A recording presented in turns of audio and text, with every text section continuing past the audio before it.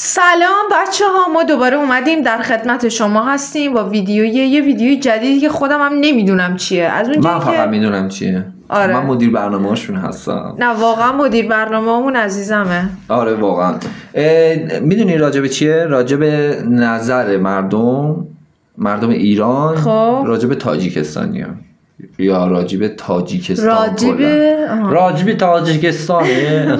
آره خیلی جالب بود. من این ویدیو رو توی یوتیوب دیدم. یه آقایی رفته بود که از چند نفر مصاحبه گرفته بود که راجب تاجیکستان یه سری سوالا میپرسه. خیلی جالبه. یه تیکش توی اینستاگرام دیدم، بعد رفتم توی یوتیوب اونجا دیگه گفتم که خیلی جالبه که اینو هم با شما در اشتراک بذاریم. در اشتراک یا به اشتراک؟ به اشتراک بذاریم.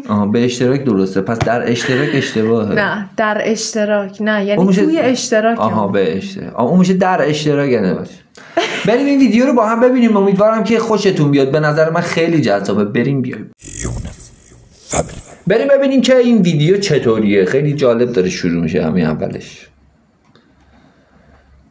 Let's go کن. Let's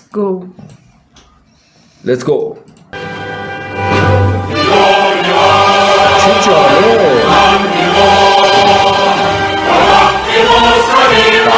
چه جالب. با سرود ملی تاجیکستان شروع شد این ویدیو. چه خوب شروع کرد. داره اینکه ابن سینا و این مجسمه تو ایران، اینم دیویسی شد، اینم پرشی شد.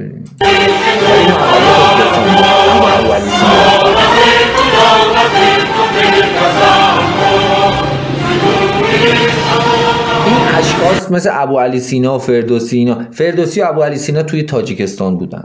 پیرزنه چه باحاله. نگاه. کدوم پیرزنه؟ این روسری سرش نیست. آها آفرین. چه خوشگل. این اسکناس متعلق به کدوم کشوره؟ این اسکناس شبیه روسی نوشته. نمیدونم. چه جالب. اسکناس رو ما نمیبینیم. کاش اسکناس رو نشون میداد. آره. طبیعتا تاجیکستان. چرا؟ چون گفتید که کشورهایی که این اسکناس شبیه روسی نوشته. نمیدونم. طبیعتا تاجیکستان. چرا؟ چون گفتید که روساله بهش گفته بود که این چقدر آشناست. کشورهایی که طرف خود روسیه، حالا یا اوکراین یا روسیه. اوکراین بعید بودن باشه. کشورهایی که دور اطراف روسیه هستن و قدیم ها شوروی سابق، سوسیس، آشغال عوضی، اینا رو میدونی رفته بود اشغال کرده بود و زبون روسی اونجا رواج پیدا کرد. حتی رو پول تاجیکستان هم احتمال عوض میشه ان شاء الله. الان توی کشورهایی باشه که جزء شوروی بودن و الان تجزیه شدن. آذربایجان که نیست. احتمالاً مال اون تاجیکستانی که گفتی. میدونی عکس کیه رو؟ فردوسی دیگه. ابو علی سینا، ابن سینا. اون میگه فردوسی، این ابو علی سینا ایرانیه. سعدیه. عکس روش سعدی. وای ببین یه چیزی بگم، واقعا یه چیز بده توی ایرانی توی اینا اطلاعات صفر. ببین من خودم منم اطلاعاتم صفره. خیلی بده واقعا. به خاطر همینه که ما از تاجیکا خیلی خوشمون میاد، چون خیلی خوب زنده نگه داشتن بعد این همه سال ورود اسلام به سرزمین پارس که اشتباه بود. واقعا اشتباه بود. زکریا رازیه، درسته؟ همه گفتن. یکی گفت فردوسی، یکی گفت سعدی، یکی گفت ابن سینا. یه نفر ابن سینا درست گفت. حالا نمیدونم یا فردوسی یا ابن سینا چیه. من نمیدونم چرا گفتم درست گفت. سعدیه. دکتر بوده. خوارزمی؟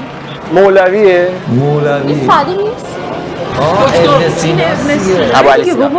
به ابن سینا میخوره. ابن سینا دیگه. عکسش چه جالب. پایتختش بخارا. دوشنبه. اون بخارا رو چرا گفت؟ چون اصلا توی تاریخ اسم بخارا خیلی میاد. بخارا دوشنبه. میخوندی دوشنبه است فکر کنم. از تاجیکستان چی میدونی؟ اینا خیلی سرسبزترن، خیلی شادترن. تاجیکستان لباساشون الان رنگیه. چیز خاصی نمیدونم، فقط میدونم زبانشون فارسیه. به نظر تو چطوریه تاجیکستان؟ تاجیکستان به نظر من سرسبز میتونه باشه، دقیقا شادترن خیلی. و اینکه به نظر من خیلی بیشتر به چیزایی که مربوط به کشورشون اهمیت میدن تا ما ایرانی‌ها. آره دقیقاً. حالا کلاً انگار عربیم واقعا. آره ببین اومدن رخنه کردن وسط ایران، نابود کردن، ریدن وسط تاریخ ایران و اصلا تاریخ ایران سخته. اونجا، ایران اینجا. آره. خب ولی خب ما داریم تلاشمون رو میکنیم و جدیداً هم خدا رو شکر یه اتفاقاتی افتاده مثل عوض کردن اسمها. الان اسمها مثلا دیگه علی حسن حسین و اینا کسی نمیذاره زیاد، عربیه. خب جدیدن برگشتیم به قدیم و اسمای آریایی، اسمای آریایی رو انتخاب میکنن و جشنای آریایی و حتی عقد تقریبا آریایی، حتی اسمش هم باشه مهم نیست، مهم اینه که دوست دارن آریایی باشن و این داره تغییر میکنه. به نظرم این چیز خیلی عادیه، باید اینطوری باشه. وطنت خودت بابا، اولین مادر انسان وطنه. مثل حالا تناقض داره. خب مثل این میمونه که تو باید لباس بپوشی ولی لباس نمیپوشی، مثل این میمونه. خب باید لباس بپوشی دیگه، این عادیه. آبی میپوشن دخترها، مثلا دختری که شوهرش از دست میده آبی میپوشه به جای سیاه. این چیه داستانه؟ چه باحال. فهمیدی چی شد؟ آره. زبانشون فارسیه، تو عزاهاشون آبی میپوشن دخترها. واقعا راست میگه، تو عزاها آبی میپوشن که شوهرش از دست میده آبی میپوشه به جای سیاه. چیزی فقط میگم که زبونشون مثل ماه، خواننده هاشون خیلی جذاب‌ترن. این خیلی خوشش اومده از تاجیکستان. یکی از دوستای من چند روزی که دارم باشه، چند روزی از هی زنگ میزنه به من میگه آقا بین حرفامون من دوست دارم برم تاجیکستان، من میخوام برم تاجیکستان. خیلی حال میده، من دوست دارم بیام، بچه‌ها دست منو بگیرید I come to تاجیکستان. چون خیلی دوسته، میدونی یه حس میهن و وطن بهم میده. اما اینجا ایرانه، واقعا دوستش دارم، وطنمه، ولی آدماش حس وطنمو نمیدن، مخصوصا اون چادریا. کشور چیزی سرسبزیه اگه اشتباه نکنم. فکر کنم مجبورن که لباس سنتی بپوشن، نمیتونن مثلا مانتو بپوشن یا مجبورن، یعنی به صورت اجبار زنها باید لباس سنتی بپوشن. ما چه شباهتی با تاجیکا داریم؟ زبانمون تا حدی مشترکه، یعنی با اینکه دختر شوته بلده. زبان تاجیکا خیلی سوال سختی این پرسی. سوال عادیه دیگه. ای خدا، یه زمانی ما با هم یکی بودیم، الان به زور میفهمن یه سری چیزا، اصلا نمیدونن. داره میگه سوال سخت راجع به تاجیکستان میپرسی. همون فرهنگ هامون هم تا حدودی جشن‌ها احساس می‌کنم که یکی باشه. تاجیکستان خب علاوه تاریخی می‌خوایم حساب کنیم، خیلی وقت ما قلمرومون تاجیکستان جزو قلمروی ایران حساب می‌شد، یعنی دقیقاً نمی‌دونم از کی جدا شد، ولی تا خیلی زمان زیادی ما تاجیک‌ها یک ملت بود، یک کشور بودیم. چقدر قشنگ.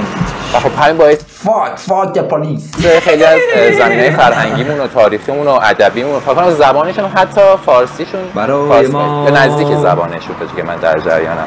حالا اشتراکاتی که داریم فکر می‌کنم اونا هم نوروز جشن میگیرن. آقا من یه سوال دارم، جون تو عزیزم، نوروز الان چیه؟ نوروز مال چیه؟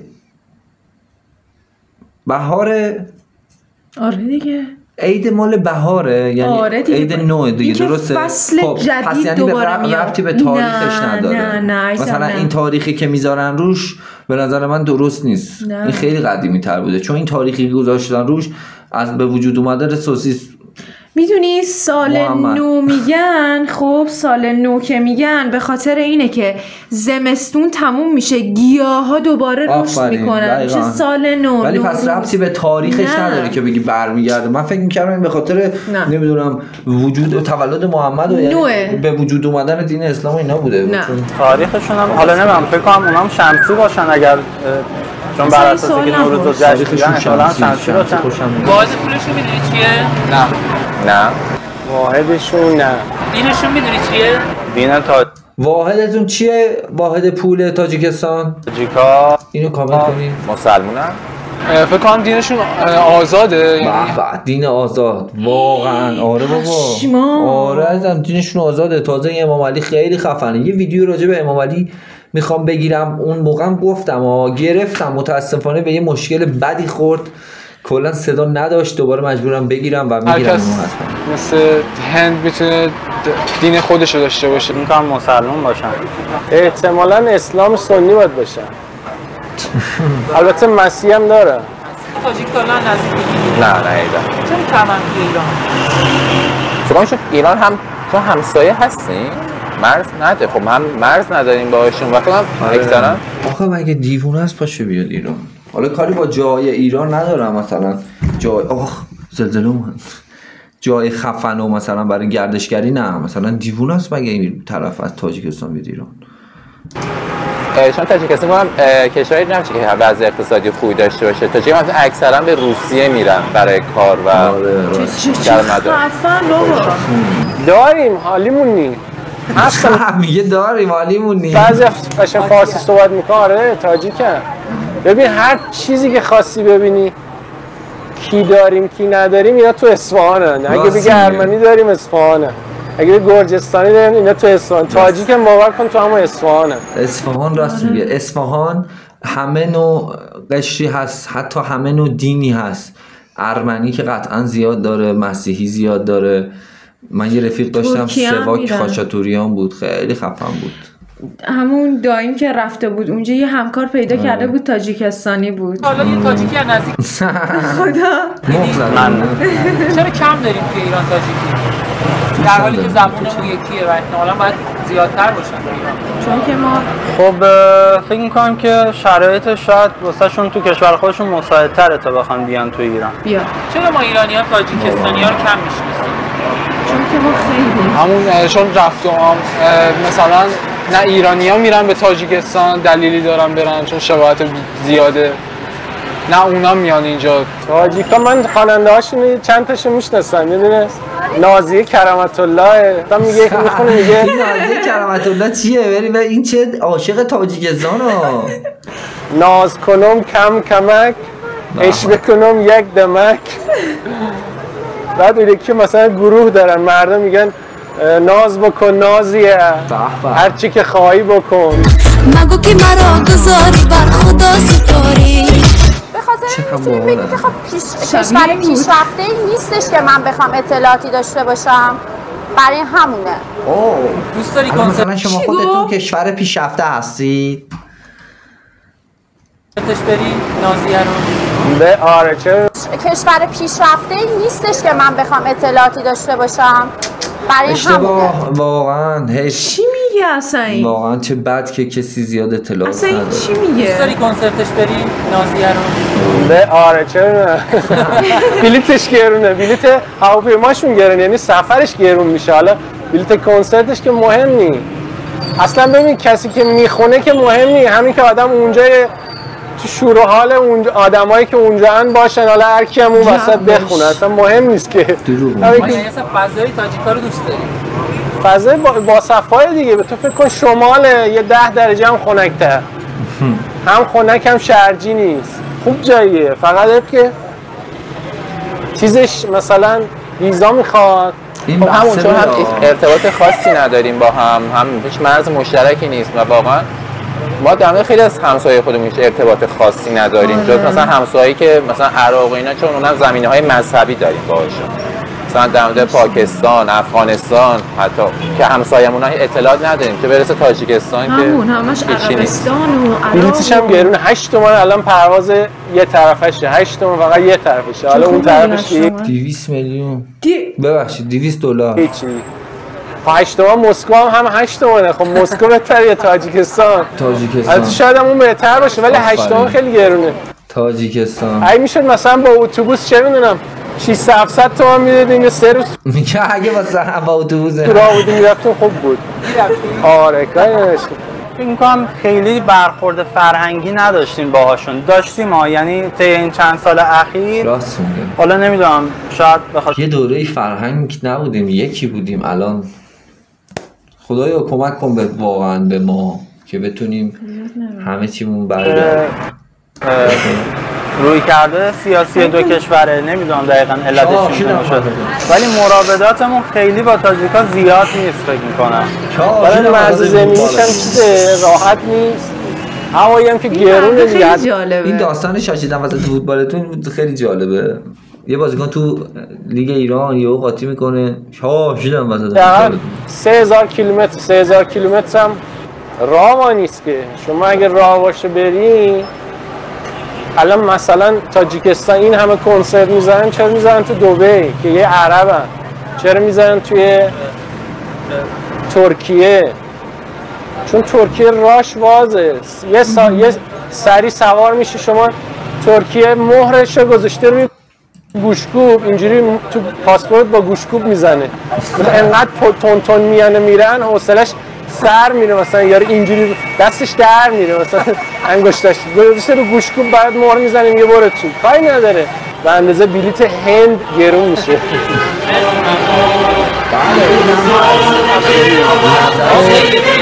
ایرانی ها بچه ها. خب خیلی من خوشم اومد با ولی اون دختره اصلا چی میگفت؟ یه چیز چرت و پرتی ول داد.